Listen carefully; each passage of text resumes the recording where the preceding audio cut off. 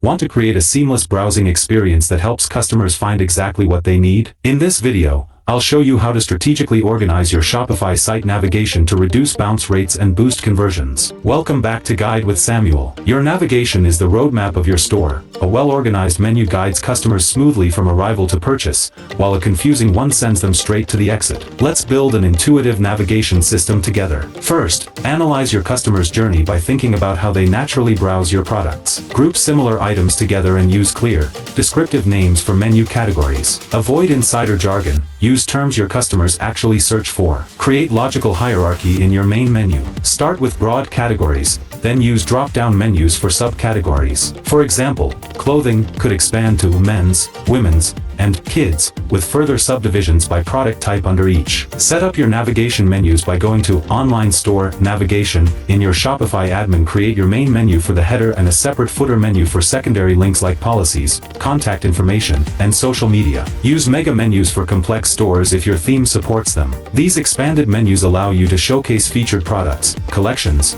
and images right in the navigation, giving customers visual cues and faster access to popular items. A crucial pro tip: limit your main menu to 5 to 7 top-level items to avoid overwhelming customers. Use analytics to see which pages get the most traffic and prioritize those in your navigation. Test your menu on mobile devices constantly, as most customers will shop from their phones. And just like that, you've created an intuitive navigation system that practically guides customers to purchase. A well-organized menu reduces friction and makes shopping enjoyable rather than frustrating. If this guide helped you streamline your store's navigation, please give it a like. What's the most challenging part of organizing your store's navigation? Share your experiences in the comments below. To continue optimizing your store's layout, subscribe for our next video on how to add footer links in Shopify. Thanks for watching.